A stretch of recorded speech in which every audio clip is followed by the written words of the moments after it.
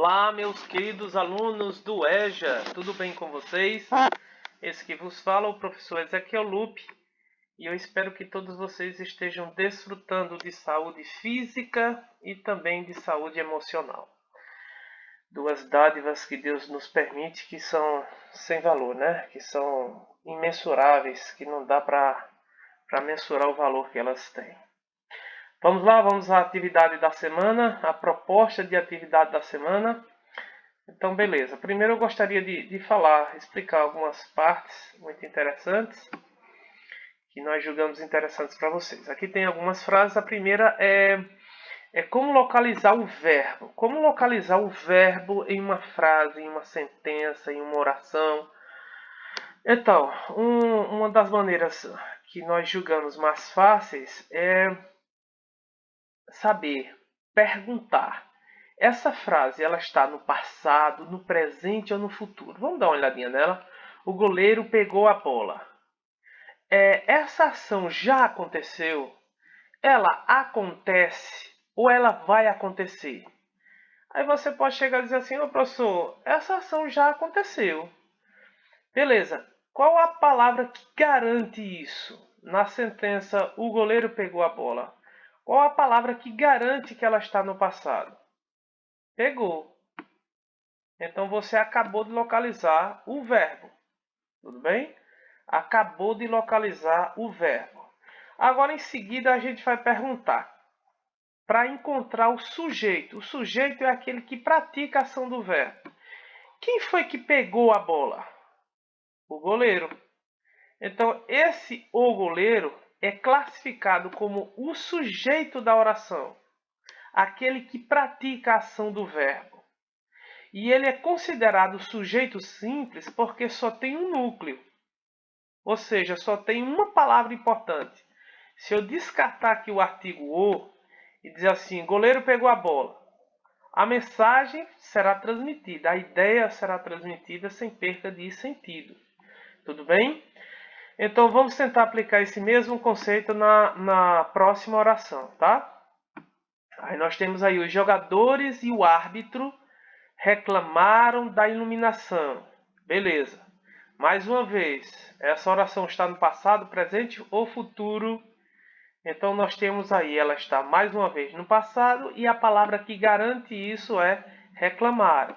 Aí nós encontramos o verbo, aí perguntamos para o verbo quem é o sujeito. Quem foi que reclamou da iluminação? Então nós temos aí os jogadores e o árbitro. Mais uma vez, o sujeito da oração ou dessa oração são os jogadores e o árbitro. E agora nós temos não só mas duas palavras, não só uma, mas duas palavras importantes, que são jogadores e árbitro. Então, quando isso acontecer, ele é classificado, esse sujeito é classificado como sujeito composto. Ou seja, tem dois núcleos ou mais. Se houver apenas um núcleo, como a gente viu aqui, o goleiro pegou a bola, goleiro, o sujeito é simples. Tudo bem? Vamos para a terceira oração aqui. Fiz a tarefa como me pediu. Beleza. Mais uma vez. A oração está no passado, presente ou futuro. Está no passado. E a palavra que garante é fiz. Aí a gente vai tentar localizar o sujeito. Aquele que praticou a ação do verbo. Quem fez a tarefa como lhe foi pedido? Eu.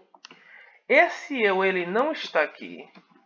Mas nós podemos perceber, entendê-lo a partir da terminação do verbo. Tá? A partir dessa terminação.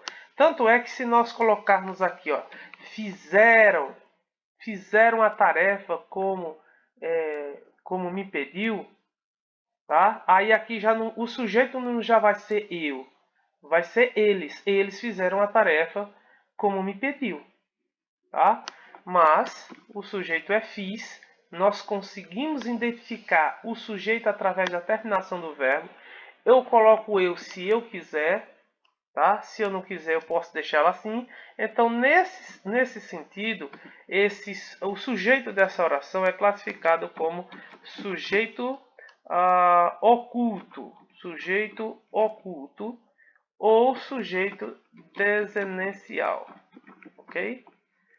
Ou sujeito a partir da desinência do verbo que nós identificamos ele. Tudo bem?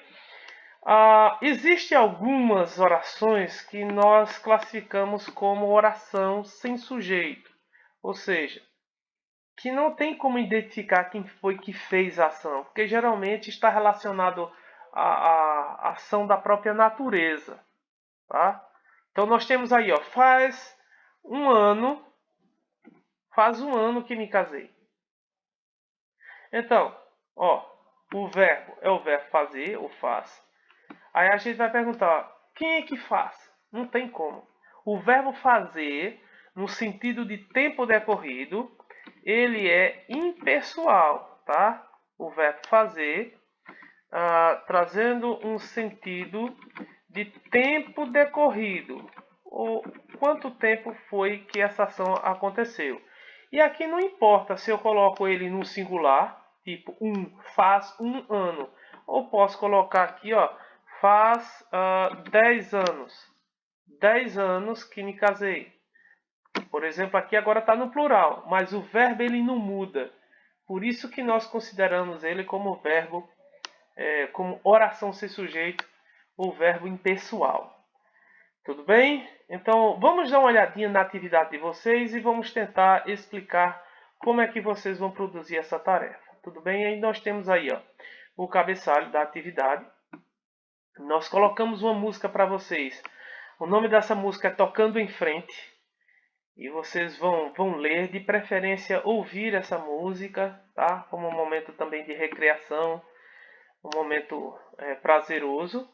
E em seguida vocês, a partir da escuta da música e também da leitorização do texto, vocês vão responder à atividade proposta. O número 1. Dê o significado das palavras abaixo de acordo com o texto. Enumere corretamente. Aí nós temos as palavras que foram retiradas do texto da música. Tudo bem? Nós temos massas, pulsar, florir, dom, compor. Do número 1 até o número 5, nós temos o significado dessas palavras. Por exemplo, qual o significado de massas? Vai ser o número 1, viver? Vai ser o número 2, sua tarefa para cumprir? Vai ser o número 3, criar? Vai ser o número 4, ser belo, crescer, aparecer? Ou vai ser o número 5, povo? Não se esqueçam que o significado dessas palavras é de acordo com o contexto da música. Nesse sentido, o significado de massas vai estar relacionado a povo. Aí você pega o número 5 e coloca aqui. Qual o resultado de pulsar, florir, dom e compor? Aqui estão, do lado de cá. Você só vai pegar a numeração e colocá-la de maneira correta aí. Tudo bem? Então, próximo, número 2, vocês vão marcar V para verdadeiro e F para falso, de acordo com o texto. Não se esqueçam dessas dicas aqui, que elas são muito importantes, ok? Não, mas eu tenho uma opinião diferente. Mas aí o texto, a atividade está pedindo de acordo com o texto. E o texto é a música que a gente colocou aí, tocando em frente. Tudo bem? Então vamos lá. Nós temos algumas declarações aí. Viver é uma aprendizagem, fruto da observação atenta das alegrias e dos sofrimentos por que passamos. De acordo com o texto, isso é verdadeiro ou falso?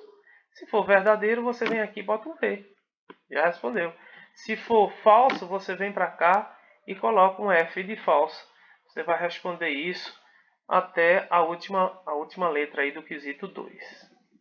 Número 3, vocês vão reescrever as frases ou as orações tiradas do texto, mas que elas foram escritas juntas, tudo junto. O que é que você vai fazer? Você vai reescrever, tá? Observando esse contexto aí de separar as palavras. Eu trouxe um aqui como exemplo, tá? Então eu vou colocar ando devagar porque já tive pressa. Pronto. Acabei de separar tá? Aqui, ó, ando, tá vendo, ó? Devagar, porque já tive pressa. Então, eu reescrevi o texto, só que eu coloquei o espaço no lugar certo para separar as palavras da oração.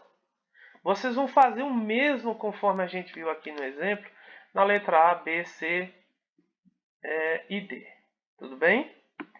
Número 4. O número 4 vocês vão formar frases, orações, a partir também de palavras que a gente retirou do texto. Nós temos aí as palavras boiadeiro, devagar, estrada, feliz, sorriso, vida, manhãs.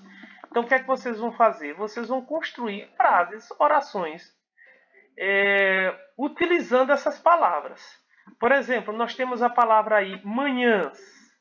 Manhãs. Aí, então eu coloquei como modelo, como exemplo para vocês. Preciso viver melhor as manhãs, tá?